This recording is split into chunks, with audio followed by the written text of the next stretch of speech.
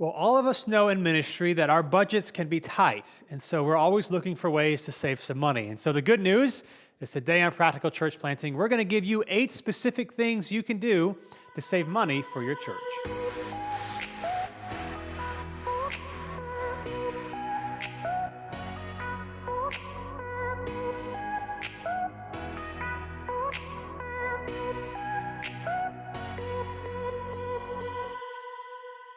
Well, thanks for joining us again today on Practical Church Planting. Today, we're going to be giving you 8 ways to save money. 8 ways to save money. Simple as that. It is a great thing to save money. That's so these right. are some things that we've tried and learned over the years to save money for your church plant, which is what we all want to do. Yep. The first 2 might be somewhat obvious, but also a lot of people don't realize them. So you might be like, I get the first 2, but maybe you haven't thought of the first 2. So here we go. Here's the first one, is to ask for church planting discounts. So when you're starting to get like software, like Planning Center or whatever church management software you use, or ProPresenter or Text in Church, I mean, these are some of the things that we use. Yeah. But there's lots of various church software programs for churches, and they might not necessarily say it on their website, but we have found that the majority of them will actually give a discount for church plants for like the first X amount of months or whatever, because you have to realize they love church plants because that's a long-term investment that they want. They want your money long-term. And so it's good for them to give you a discount at the beginning so that you'll get used to using their stuff and you won't want to have to change later on. And so whatever things you are looking to use, or maybe you've already started using them and it's still not a bad idea to say, hey, I didn't think about this for a church plant. But any church software that you want to use, always reach out before you buy and say, hey, we're a church plant. Do you guys offer anything? A lot of them will if you ask. Yeah, and I don't know if this is as obvious because most places don't publicize that they have a church planting discount. So, I mean, the worst they're going to do is say no. And so I think this goes for any service you use that is geared towards churches. Like if you use a church signage company instead of like a local company, ask them. A lot of them have something, or like any software, anything that their target audience is churches. I guarantee you will not have been the first person to ask them. Like it's just, even if they say no, then I mean, the worst thing that's going to happen is they say no, but most of them are going to have something in place. I think if you haven't launched yet, or you're younger, you're less than a year into it, most of them typically, if they do something, that's kind of the range for them to do it. And so just ask. Again, they don't publicize it, so you might think about it, but a lot of them will because they want your money long term. They want your money. I mean, this is like, this goes with anything, like anywhere, not even church specific. Like, cable companies, when you're coming up to renew, if you threaten to cancel, they give you free things. Like people want your business, and they're prepared to make some concessions for all those church website builders, social media programs. If you can think of it, has to do specifically with churches, there's a good chance they might offer a discount. So don't be afraid to ask. Now, the second one kind of goes with it, and that is for nonprofit discounts. Now, this isn't necessarily for church-specific things, but it's for nonprofit, or it's for business and organizations, but they help out nonprofits. So QuickBooks, do they have one? So TechSoup.com is like where you can get any software, pretty much any software that is like a general business software, not church specific, and they have nonprofit discounts for pretty much anything. So QuickBooks is on there, and anything else that you need to download, just check there first. And so a couple of the ones that we've done, QuickBooks, Google for our email, and Google Apps or whatever, G Suite. G Suite. Canva is like a graphic design thing. I just blanked on. Oh, we had this thing. We talked about this in a previous episode called adevent.com, where you can email, like in your church newsletter, you can like send calendar invites for your church events, and all you have to do is click on them. So we use them, and that's a nonprofit discount. The thing is, though, your church has to have a 501c3, which, as a side note, we recommend doing that, even if you're part of a denomination or a network or whatever, and you could fall under their 501c3 umbrella. For most of these nonprofit stuff, that won't work. And we just think it's a good idea because if something ever to happen with your church, if you were to leave the denomination or network, it's good to just go ahead and do it up front. I have found that a lot of places that you can kind of fall under their umbrella for their 501c3, they're like, you don't need to do it. But it's just our experience. We would pay the money up front. I know it's expensive to get your nonprofit status. I would do it. You'll have people ask at your church if you have one sometimes. And even though giving to a church, you don't have to have a 501c3, or if you're under the umbrella of a bigger denomination, I have had conversations with people. Now, luckily, we had our 501c3, so it's fine. even knowing that, they weren't as comfortable. So just get your 501c3. We would highly recommend regardless. Yep. But then a lot of these softwares that businesses and organizations use do have nonprofit discounts, but you have to have your 501c3 letter and be able to prove that you're a nonprofit. Yeah, and as a side note, we talked about we probably haven't talked about this in years, but if you do have your 501c3, we are not the experts to go to on this, but there is Google Ad Grants, which gives an insane amount of free Google ad money to nonprofits for being nonprofits, and that's pretty much all you have to do to qualify.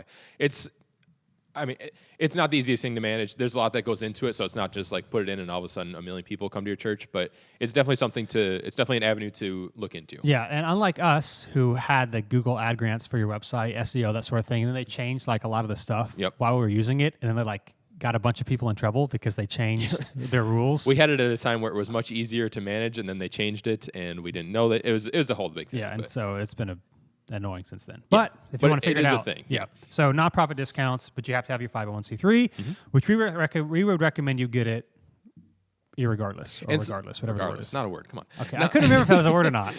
And some of these things are free. Like, correct me if I'm wrong, but I think Canva Pro is. It was like free or like $1. Maybe something up front, but not like a monthly subscription or anything like that. G Suite is free, right? Yeah, for like up to 10 email addresses and certain things. Yeah, they're free. Yeah, so some of these things, like, it's just it's good. So anything that doesn't fall under the first umbrella of getting a church plant discount, see if they have a nonprofit discount, like for anything you are subscribing to.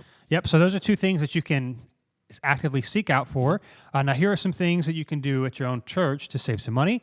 The third thing we have on this list is to use rechargeable batteries. So for microphones, if you're watching this on YouTube, we're using wireless mics. Powered by, the over-the-ear thing, that sort of thing. We didn't use rechargeable batteries for the first year and a half. Yeah. And because our sound guy, volunteer guy who did most of it up until that point was like, you shouldn't get them. And so we didn't. And then we talked to some other churches and they're like, we use them all the time. Yeah. And we got them and have literally never had a single problem. Yep. And we just use the Amazon Basics. This is probably my favorite piece of advice we give people, because it costs us. They're so dirt cheap. Like $30. Yeah. For the charger and the batteries. And like I've heard multiple people say don't use them. Like like different people asking in Facebook groups, and like you get the really professional tech guys who like don't use them, they're unreliable. We got the cheapest you could possibly get. A year this a year is and a half ago, maybe 2 years. If it was a year and a half, it's like 2.5 years ago. Yeah, 2.5 years ago. Haven't changed a single one. And we use them every single week for everything that takes power. Like it is, and we were spending so much on batteries before because they would last like half a service or something like that. Just to be safe, we changed them out every Sunday. Yeah. So all the mics that we use, which were the over-the-ear 1 or 2 wireless mics, I mean, that's 6 batteries a Sunday. Yeah. It was like super wasteful, and honestly. And then random other things that we did. Yeah. So rechargeable batteries is like, I will fight this to my death. It is the way to go. Yeah. We went Amazon Basics. It was like $30 for a pack of 8 or 40, I don't know, for the charger and the batteries. Yep. We have literally not changed them. No, and we've never used a standard battery since. I get maybe if you're like a large church, there might be whatever, but if you're listening to this podcast, there's a good chance that they are totally fine for you. Yes. So that will save you. I don't even know how much we spend on batteries. Yeah, I don't know, but it saves us a lot. Oh, yeah. This is a great of ours. So, rechargeable batteries, you can use them. They will be totally fine. That's number 3. Number 4 is that you should tell people to do a bank draft for giving if you see that they're giving online and they're using a card. So most places it's like 2.3%, or more if they use a card, and it's only 1% if they do a withdrawal from their bank. Yep. So obviously if they're not giving cash or check, which there's no fee associated with that, if you see people giving regularly and pretty significant amounts or just regularly, it's a good thing to remind people, hey, set up with, it's ACH or whatever it's called, just to reach out to them. People want to do that. They want their money to go to the church. And so if you could say, if they realize they could save like 1.5% to 2% of fees by switching to their to their bank withdrawal, that's a good thing to do. And so they won't be offended. So don't feel bad reaching out to them, but that's a way to save some money. Yeah, I mean, it's an easy one because nobody wants to pay fees and nobody wants the church to pay fees. And so they want all of their money that they're giving to go to where they want it to go. And so, most giving software doesn't make this super clear that there's a different fee for different things. And so if you just lay it out for them, let them know, I think most people would be happy to do something about it. Yep. And the same thing you could be said for a lot of them now have switched where there's like a checkbox where they could check to give, like to cover the fees. Cover the fee, yeah. And so you could also mention people to that as well, just so they know that it's there. But any way to save money, that's an easy one. They're already giving. and it just saves you like 1.3 to 2% almost if they do their bank. And this is especially something to keep in mind, just in the back of your mind, because there'll be occasion where you'll get a large donation, and there are times where where you know about it ahead of time. In other words, someone tells you they're gonna, it's Yeah. coming to the end of the year or whatever reason, and they're gonna be giving a larger amount. And so it's a good thing just to let them know, you know, before they even do it. Hey, just so you know, in case you weren't already planning, this is the way to lower the fees, and this is the way to actually make more of the money go to the church. Yep. So just tell people to do bank draft for giving. They'll be totally happy to do so. Number 5 is to create an Amazon Smile account. That's right. So this is, you're probably familiar with it. Amazon promotes it on their website from time to time, where you can create a nonprofit, which again you need 501c3 status. Yep. And you can tell people to designate it or to save, their Amazon bookmark as your church's Smile account. I don't know how much money we've gotten from it. Brian set it all up, but tell us about it. I mean, it is in no way going to be your cash cow. Like it's just something for a little extra. And the cool thing about it, for a long time, like people would have to navigate to a specific, like I think it's smile.amazon.com, which even if you save it as your bookmark, like I had it saved in my bookmark for a long time, but whenever I was going to Amazon, I would just type in Amazon and I'd always forget about it. But they made it now to where you can actually download the Amazon Smile app, which is it's the Amazon app, but I think it's just a different version or whatever.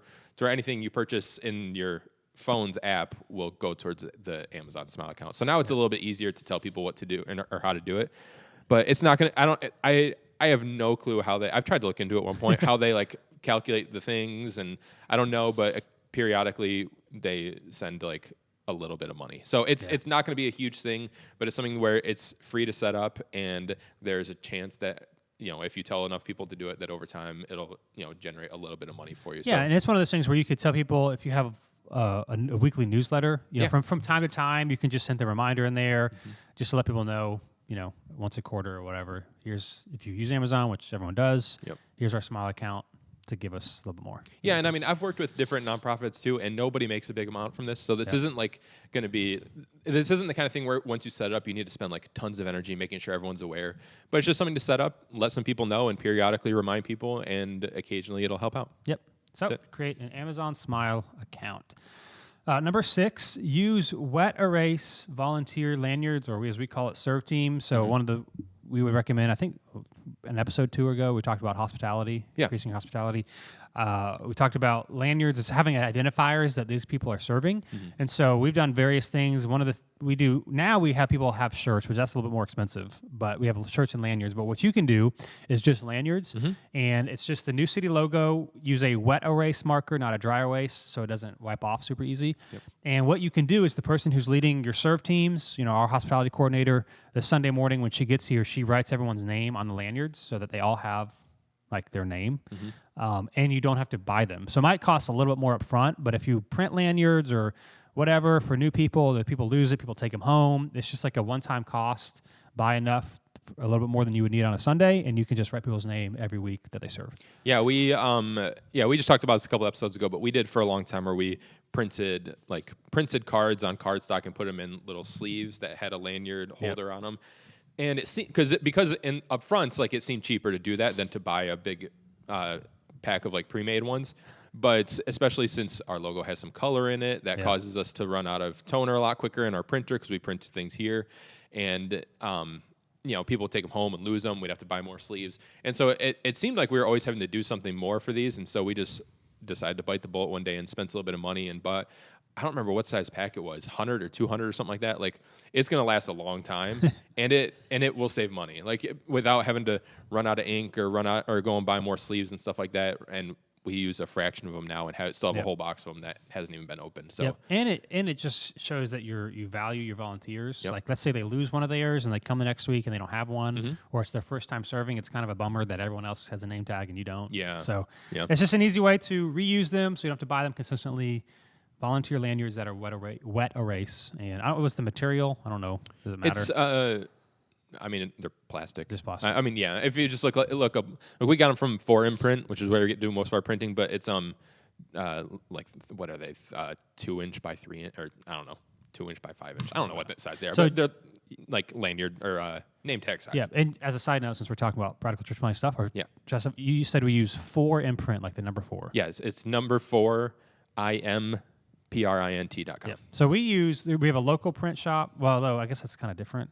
We have a local one that we use for a lot of stuff, and if they can't do it, we use that. Yep. So we use local for anything that's like big, like anything that seems like it would be signs, that isn't like a standard template thing like name tags or something like that, and that it would be obviously cumbersome to ship, and that we'd have to pay for shipping. So or anything that takes like customization where they need to kind of like where it'd be easier to like speak with somebody to figure it all out. But something like shirts or something like name tags, we get them all from there.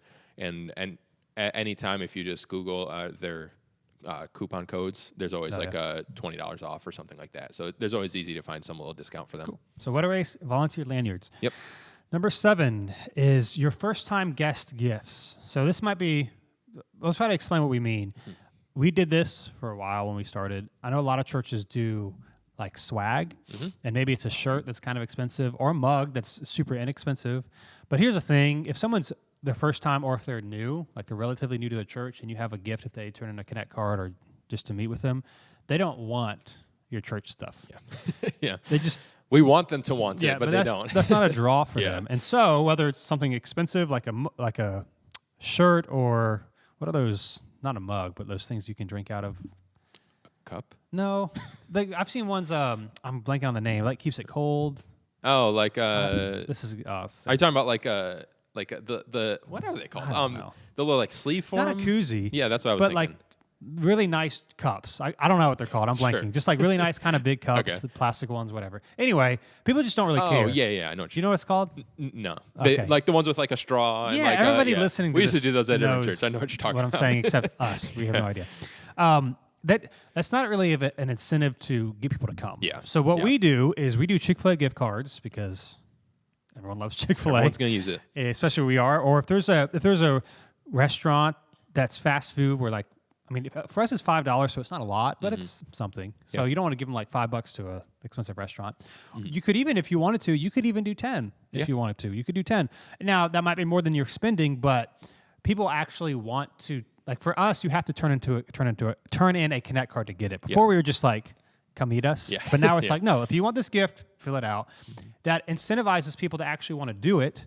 And if you actually get their information, the likelihood of you connecting with them goes way up. Yeah. And of course, we're not trying to get people to come back so that we can get their money. But if they join your church, they're likely going to give. And that $5 or $10 actually was worth it because it might have helped them reach out, fill out a Connect card, or talk to somebody before they left when they might have not done that otherwise. Yeah. No, that's good. I think I think every church planter loves their own swag. Yep. Like everyone wants everyone else to want it. And some people do, like some people in your church, like they want stuff, but it's just everyone says they want a mug, but nobody really wants a mug. Like, I mean, we're like, my wife and I were getting ready to move. We just gave away just tons of mugs because we're like, I don't need mugs from churches I don't go to anymore, and like things like that, and it's a mess. And a lot of people, they'll take it to be nice, but it doesn't mean they'll use it. And like I get the sentiment behind it of like, we think that if they see it, it'll keep it at the front of their mind more. And that makes sense. It's just not something that people care about as much as we want them to care about it. And so something like a Chick-fil-A gift card, there's no explaining why it's a good idea for you to have it. Like everybody just wants it. And as for like swag, we do now, we've kind of like changed things over the years, but the only swag we do now are shirts and hoodie. Dylan's wearing one, but and they have to buy them. And they have to buy them. And so we don't try and like, we did cups at one point. Nobody cared about them. We did mugs for a long time, and like some people had them, and I'm sure use them, but it wasn't really worth the big investment of buying them in bulk. And the reason we did that was because they were cheap. Yep. You had to buy a lot, but it was like, that's not a lot of money, but people don't fill out.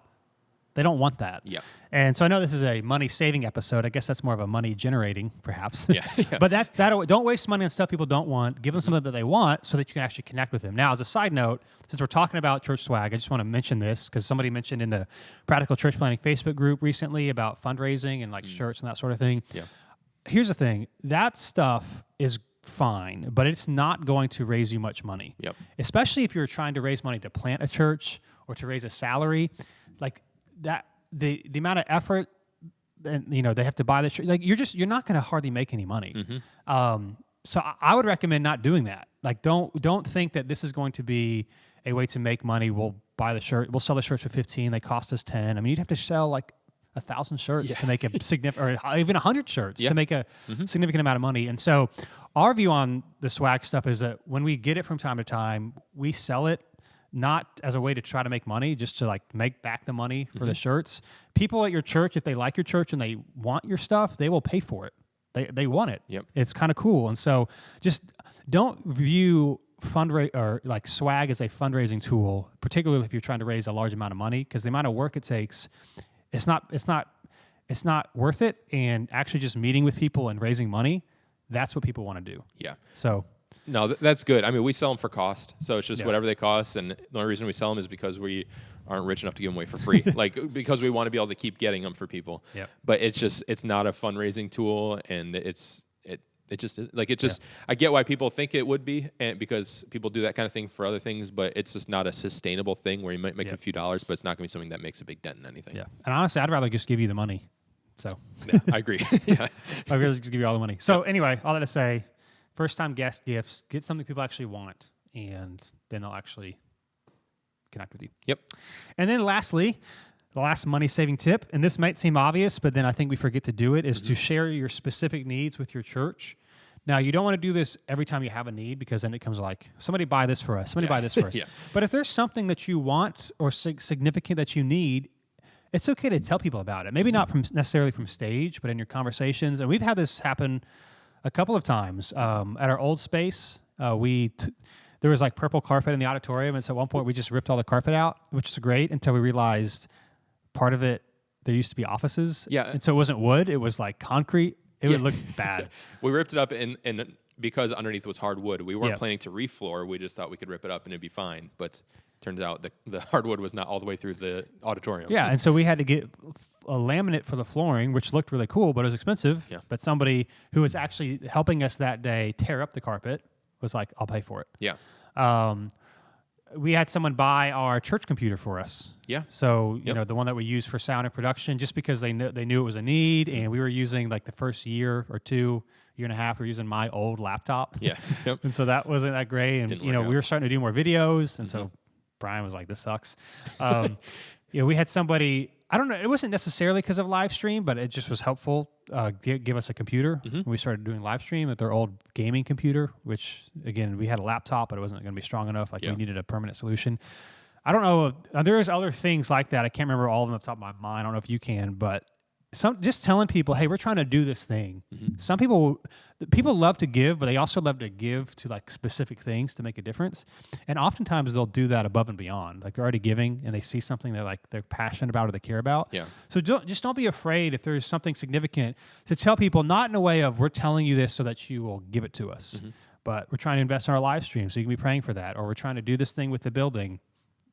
People like to respond to stuff like that. Yeah, and people don't know the needs if you don't tell them. Like, if we told people we want to live stream, but we're just not there yet, people have no clue what that means. But if the reason we're not there yet is because we don't have a computer that we can affordably, that we can live stream from, and we can't afford to go out and purchase a new computer right now, especially because this all happened like during COVID time, so our spending was cut. Yep. And then that makes a little more sense, where not everyone can jump on it, but this person specifically, he's like, I have this old gaming computer that I have no use for. You can see if it works, and it worked, you know. And so things like that, and I think we've seen this happen a lot with our, and I think a lot of people do, but like with kids too, in the kid space, where we need to, you know, especially if you are just starting and don't have much kids like supplies or toys or whatever, telling people like, this is a need of ours. You'll probably get way more than you want, like, to be honest, like, and you'll have to turn some away. But things like this, where you're upfront with people, and not in a please help us way, but we do have some needs, and communicate them. Yeah, people love tangible things. So even the kids thing, if you're about to launch or in your launch phase, you can do a baby shower or a kid shower or whatever. Yeah. I think we use babylist.com or something like that. I think so, something like that. And you can like list items, and you can link from Amazon or Target or whatever, and people can literally buy the thing that you need. And so there's stuff like that just to specifically share, particularly if you're in the launch phase, because even people that don't go to your church, they'll give you money, but it's like, hey, we need a baby changing table. Well, I'll buy that, and they'll send it to you. So share specific needs. You don't know what people might be willing to do. And people, especially if you're in the, that's a good point, especially if you're about to launch, people just have no clue what needs you have. Like, you have so many needs, to be honest, especially if you haven't bought like equipment yet, and people have no clue how to even help other than I'll give you $100 or something. I'll give you some money. But if they saw like I could purchase this thing, or I may even have this thing here or know someone that does, that's a much more tangible way. And I think people are more likely to do more, like to give more if there's an actual product behind it. Like I'll give someone something, or I'll buy someone something that costs, X amount of dollars more than I would just give them cash. Yep. And it's just a reality. And so be honest with about things that you need, and communicate. People want to help. Yeah. And so those are 8 ways to save money for your church. Yep. We've done all of these things, and they sound helpful. Some are more helpful than others, but everything adds up, especially if your budget is tight. And so thanks for listening. Speaking of launching, the Practical Planting course the Growing Your Launch Team course, what I'm trying to say, is currently out for those who pre-enrolled, but it will soon be out at practicalplanting.com/launch for those who want access to the course. So those who pre-enrolled and bought it in January are going through it right now, and we're getting their feedback, and so we're really excited about that. But be on the lookout within the next couple of weeks, practicalplanting.com/launch. If you want to grow your launch team, we've got a course to help you do it. Yes, we do. So thanks for being with us, and we'll be with you next time on Practical Church Planting.